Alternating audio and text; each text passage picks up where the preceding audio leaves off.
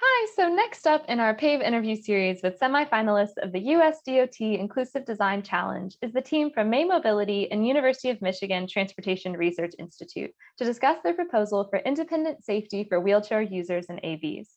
Tara and Kathy, thank you so much for being with us.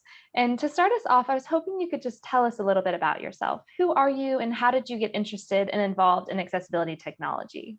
Let's start with you, Tara. Yeah, hi. So I'm Tara Lanigan. I lead policy at May Mobility, which is a self-driving shuttle startup based in Ann Arbor, Michigan.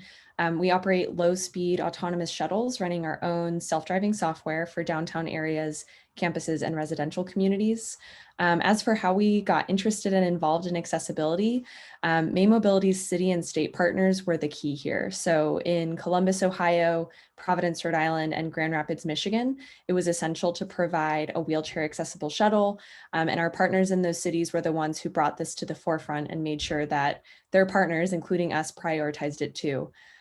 So because May Mobility doesn't build our own vehicles from the ground up, one of our tasks often includes upfitting vehicles to be wheelchair accessible, which is why we're interested in getting more involved in the space, not just for our own product and service, but to help provide and receive feedback from a larger community and audience. So we were really excited to start working with UMTRI on this project.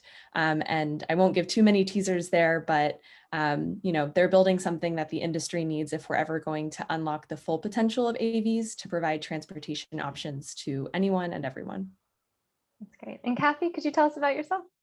Sure. My name is Kathy Klinich. I'm an associate research scientist and an associate director at UMTRI. I've been involved in occupant protection research for 30 years now. I first became involved in wheelchair transportation safety. Several of my colleagues have had several research programs in addressing this that include development of some of the voluntary safety standards that we use to make sure that it's safe for people to ride while traveling in their wheelchairs. And on that project, my small little project was looking at crashes where people were seated in their wheelchairs. And that gave me a really strong appreciation for how important it is to make sure that wheelchairs are safely secured to the vehicle and that people are using restraint systems correctly when they're riding in their wheelchairs. That's great. And Tara, could you start by giving us just a kind of brief overview of the project, and then Kathy will turn to you on some of the details.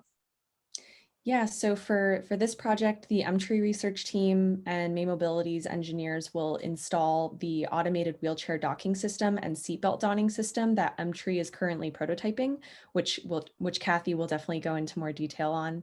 And we're incorporating testing and feedback from the disability community and organizations, some of whom are our partners on the project, as well as experienced paratransit drivers who have for years secured people in wheelchairs in their vehicles. And to do this, May Mobility and UMTRI are partnering with United Spinal Association, Ann Arbor Center for Independent Living, Phoenix Mobility Rising, and Braun Ability. And United Spinal and AACIL are providing feedback from the disability community. Phoenix is organizing the feedback from paratransit drivers, and Braun is supporting on the vehicle and ramp. And so we're really grateful to have a mix of organizations, and these in particular, to get those different perspectives and input from groups who have done such great work in this space for a long time. And I'll turn it to Kathy to go into more detail on what UMTRI is researching and building. Yeah, so we have a project that we've been working on since the fall of 2019 to look at how can you safely and securely secure people independently in an automated vehicle where you wouldn't have a driver who could help secure the wheelchair, which is typically done today on paratransit and public buses. So the concept that we're building upon is called the Universal Docking Interface System.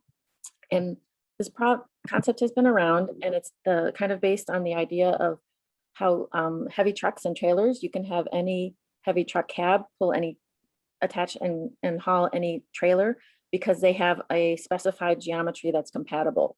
So the idea is that if we have wheelchairs with dedicated attachments on the back that are compatible, it can be secured in any vehicle that has dedicated anchorages that have the matching geometry.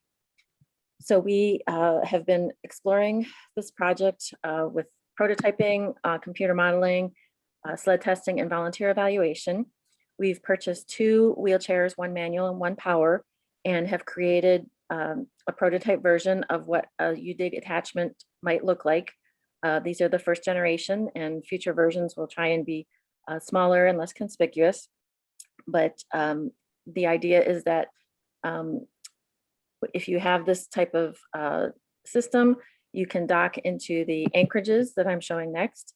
So there will be a system mounted to the floor on the right picture here. You can see that the power chair is docked in the station, and I can show a quick video of how once you are backed up to the station, you would push a button or give a voice control command to direct the hooks to move outward and engage with the attachments on the wheelchair. To go along with securing the wheelchair, we also have a automating seatbelt donning system. It kind of just shows an overview here is that the seatbelt is held forward by a mechanism that rotates. And so you can drive into the seating position and then push a button and it can rotate down and position the seatbelt in place. So if people who may not be able to reach the seatbelt themselves have a way to safely use a seatbelt in an automated vehicle. Thinking about the process of, applying for the Inclusive Design Challenge and everything, what would you say is the most important lesson you've learned throughout this whole course? Convenient to have somebody down the street with matching skills, since we're, I think we brag a little that Ann Arbor is kind of the hotbed of automated vehicle development. So it's certainly working out to be very beneficial for everybody that we are in the neighborhood. We have a city that supports efforts, and we have lots of partners who are interested and somewhat savvy with just the concepts of AVs compared to maybe people in other cities who may not be as aware of it. Yeah, and I think one of May Mobility's lessons has just been, we already know that we are not the experts in this space, but you never know what you're going to learn. And we've already learned a ton from working with United Spinal and UMTRI and all these different perspectives. Even just the little things are really important learning lessons for our company. And we get to infuse that into our processes, which is, an added benefit to this project for us. That's great. And Kathy, what would you say is your ultimate goal for the project? What kind of impact are you hoping for with the work you guys are doing? So I think, this UDIG idea has been around for quite some time. And it's a chicken and the egg thing that you need to have the vehicles with the anchorages before it's useful to have the attachments on the wheelchairs and vice versa. And I'm excited that just all the companies that are working to develop automated vehicles are realizing they need to figure out how to do this. And they were sort of excited to see that there was a solution that has been sort of demonstrated. So hopefully giving that new life. One of the things that's been a little disappointing is that there's really not a great awareness of all the other work in wheelchair transportation safety that's been done, that you have an option to buy a crash tested wheelchair that just many providers and people who are wheelchair users just aren't even aware of. And hopefully the publicity of and the interest in getting wheelchairs for use safely in AVs will increase awareness of people's choices when they're using wheelchairs as transportation in their own vehicles and on buses. Absolutely. And Tara, thinking about, your and May Mobility's broader vision for AVs and their social impact, how does your work on this project fit into that overall vision? Yeah, so I mentioned earlier that there are things that the AV industry needs to unlock to achieve its full potential. And I see that full potential as safe, shared, accessible, sustainable transportation.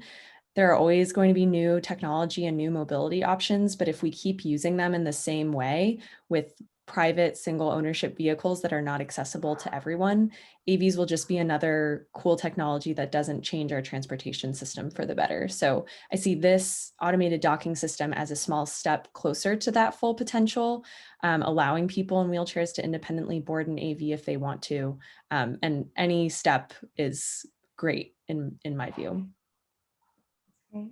Kathy, any other final thoughts you want to share with the audience? No, I think it's a little unusual for us to be talking about things before they're done. So I guess we're a little nervous that we hope things could all work out as planned, but we will keep you posted as we continue our progress. Great. Well, thank you, Kathy. Thank you, Tara, for joining us to discuss your proposal. And congratulations again to both of you and everyone else for being selected as USDOT Inclusive Design Challenge semifinalists. Thank you. It was nice talking with you again. Thank you.